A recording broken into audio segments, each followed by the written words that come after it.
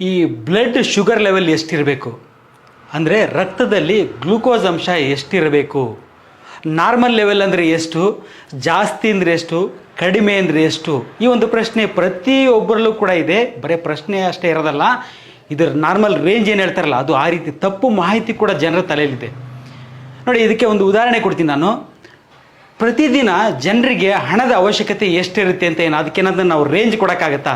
ಇಷ್ಟೇ ಅವಶ್ಯಕತೆ ಇದೆ, ಅಷ್ಟೇ ಅವಶ್ಯಕತೆ ಅಂತ ಹೇಳಿ ಕೊಡಲಿಕ್ಕಾಗಲ್ಲ.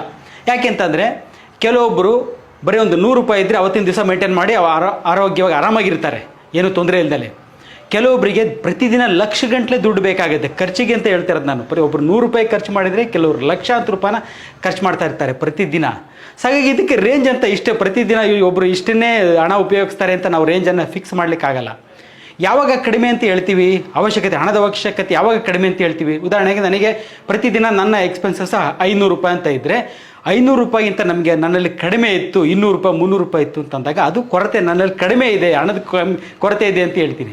ಅದೇ 500 ರೂಪಾಯಿಗಿಂತ ಜಾಸ್ತಿ ಖರ್ಚು 500 ರೂಪಾಯಿ, ಅದಕ್ಕಿಂತ ಜಾಸ್ತಿ ನನ್ನ ಹತ್ರ ಹಣ ಇದೆ, 1000 ರೂಪಾಯಿ ಇದೆ ಅಂತಂದಾಗ ಏನು ಜೋಬಲ್ಲಿ ದುಡ್ಡು ಉಳಿತತ್ತಲ್ಲ ಅದು ನನಗೆ ಎಕ್ಸಸ್ಸು, ಹೆಚ್ಚಿದೆ ನನ್ನಲ್ಲಿ ಹಣ ಅಂತ ಹೇಳ್ಬೋದು. ಹೊರತು ನಾವು ಒಂದು ರೇಂಜನ್ನು, ಹಣದ ಅವಶ್ಯಕತೆಯನ್ನು ನಾವು ಒಂದು ರೇಂಜನ್ನು ನಾವು ಫಿಕ್ಸ್ ಮಾಡೋಕ್ಕಾಗಲ್ಲ. ಅದೇ ರೀತಿ ಈ ಗ್ಲೂಕೋಸ್, ಬ್ಲಡ್ ಗ್ಲೂಕೋಸ್ ಅನ್ನೋದು ಕೂಡ ನಾವು ಅದಕ್ಕೆ ಒಂದು ರೇಂಜ್ ಫಿಕ್ಸ್ ಮಾಡೋಕ್ಕಾಗಲ್ಲ. ಅದು ಪ್ರತಿಯೊಬ್ಬರ ಅವಶ್ಯಕತೆ ತಕ್ಕನಾಗಿ ವೇರಿಯೇಷನ್ ಆಗ್ತಾ ಇರ್ತದೆ. ಕೆಲವೊಬ್ಬರಿಗೆ ಕಡಿಮೆ ಗ್ಲೂಕೋಸ್ ಅವಶ್ಯಕತೆ ಇರುತ್ತೆ, ಕೆಲವೊಬ್ಬರಿಗೆ ಹೆಚ್ಚಿನ ಗ್ಲೂಕೋಸ್ನ ಒಂದು ಅವಶ್ಯಕತೆ ಇರುತ್ತೆ.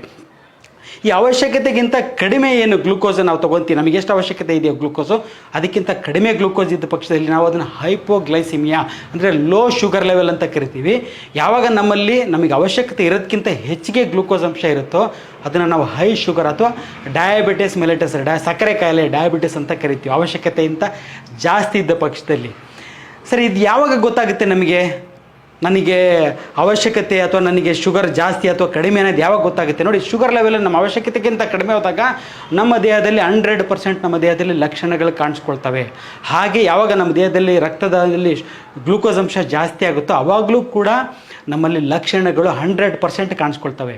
ಯಾವಾಗ ನನಗೆ ಯಾವುದೇ ಒಂದು ಲಕ್ಷಣಗಳಿಲ್ಲವಾ, ಶುಗರ್ ಕಡಿಮೆ ಇರೋದು ಅಥವಾ ಜಾಸ್ತಿ ಇರೋದ್ರ ಲಕ್ಷಣಗಳು ನನ್ನಲ್ಲಿ ಇಲ್ಲ ಅಂತ ಅಂದರೆ ಅದು ನಿಮಗೆ ಆಬ್ಸಲ್ಯೂಟ್ಲಿ ನಾರ್ಮಲ್. ಅದು ಎಷ್ಟಾರ ಇರಲಿ ತಲೆಗೆಡಿಸ್ಕೋಬೇಡಿ, ಆ ಶುಗರ್ ಲೆವೆಲ್ ನಿಮಗೆ ನಾರ್ಮಲ್. ಯಾಕಂದರೆ ಆ ಡೆಫಿಷಿಯನ್ಸಿ ಅಥವಾ ಎಕ್ಸಸ್ ಅನ್ನೋ ಯಾವುದೇ ಒಂದು ಲಕ್ಷಣ ನಿಮ್ಮಲ್ಲಿ ಕಾಣ್ತಾ ಇಲ್ಲ.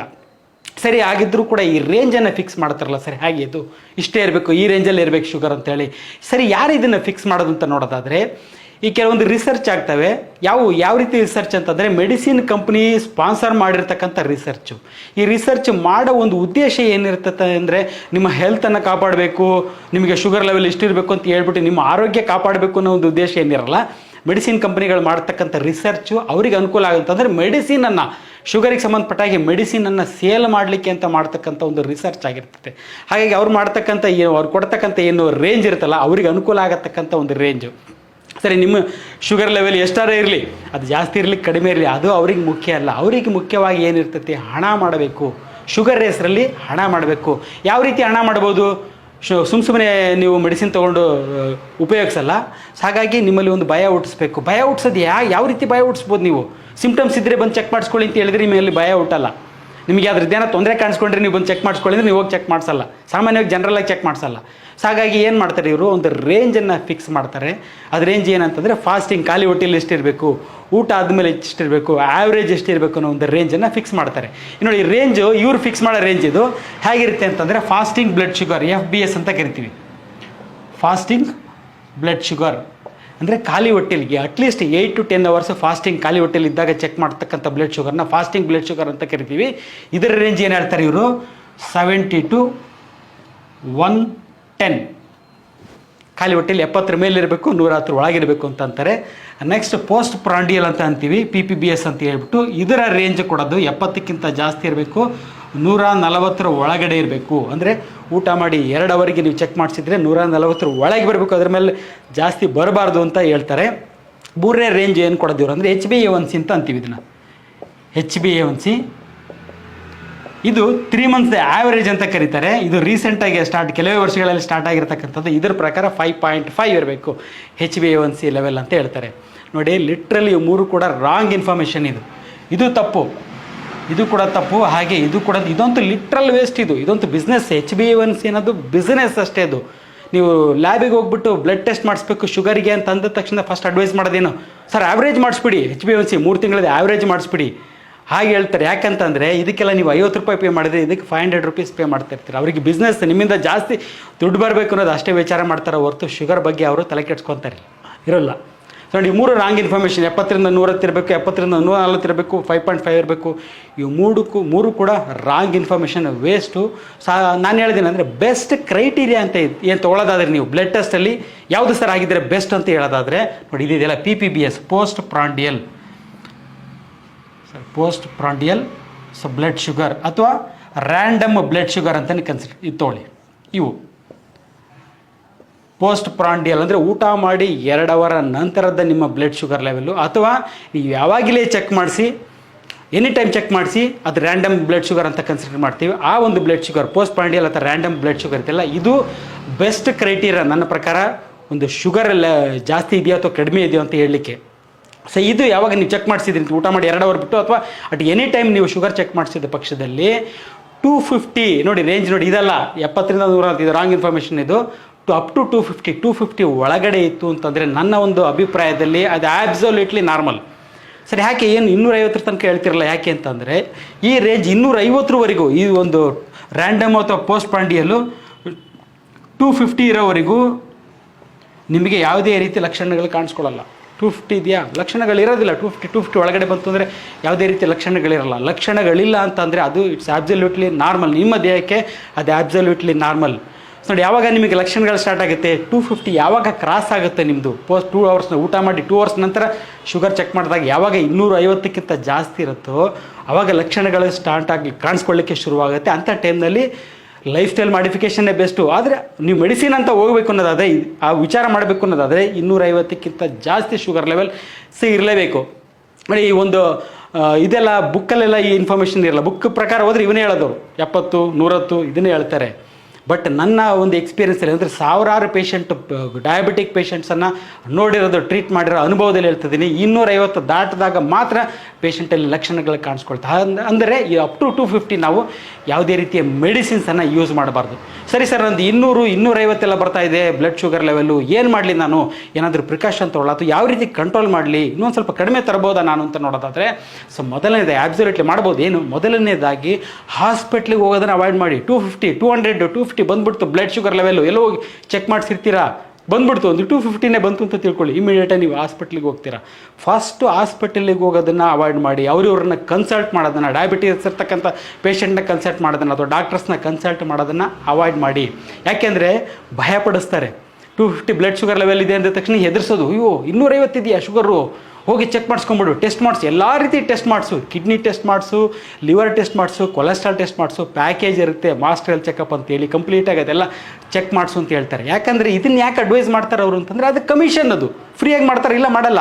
3,000 4,000 ರೂಪಾಯಿ ಖರ್ಚು ಮಾಡ್ತೀರಾ, ನೀವು ಖರ್ಚು ಮಾಡೋದ್ರಲ್ಲಿ 40ರಿಂದ 50% ಕಮಿಷನ್. ಯಾರನ್ನೇ ನಿಮಗೆ ರೆಫರ್ ಮಾಡಿರ್ತಾರಲ್ಲ ಅಂಥವ್ರಿಗೆ ಕಮಿಷನ್ ಕೊಡೋ ಅಂಥ ದಂಧೆನೇ ಅತಿ ಹೆಚ್ಚಾಗಿ ಇವತ್ತು ನಡೀತಾ ಇರೋದು. ಹಾಗಾಗಿ ಅವ್ರು ರೆಫರ್ ಮಾಡ್ತಾ ಇರ್ತಾರೆ. ನೋಡಿ, 250 ಅಪ್ ಟು 250 ತನಕ ಬಂದಿದ್ದರೂ ಕೂಡ ಯಾವುದೇ ಒಂದು ಹಾಸ್ಪಿಟ್ಲಿಗೆ ಅಥವಾ ಡಾಕ್ಟ್ರನ್ನ ಕನ್ಸಲ್ಟ್ ಮಾಡೋ ಒಂದು ಅವಶ್ಯಕತೆ ಇಲ್ಲ. ಸರಿ ಸರ್, ಡಾಕ್ಟ್ರನ್ನ ಮೀಟ್ ಮಾಡಬೇಡಿ ಅಂತೀರ, ಏನು ಮಾಡಬೇಕು, ಯಾವ ರೀತಿ ಪ್ರಿಕಾಷನ್ ತೊಗೋಬೇಕು ನಾವು ಅಂತ ನೋಡೋದಾದರೆ, ಎರಡನೇ ಅಡ್ವೈಸ್, ಫಸ್ಟು ಅವಾಯ್ಡ್ ಮಾಡಿ ಹಾಸ್ಪಿಟ್ಲಿಗೆ ಹೋಗೋದನ್ನು. ಸೆಕೆಂಡ್, ಎರಡನೇದಾಗಿ ಮೆಡಿಸಿನನ್ನು ತೊಗೋಬೇಡಿ. ಅಪ್ ಟು 250 ಯಾವುದೇ ಕಾರಣಕ್ಕೂ ಮೆಡಿಸಿನನ್ನು ಸ್ಟಾರ್ಟ್ ಮಾಡ್ಲಿಕ್ಕೆ ಹೋಗಬೇಡಿ.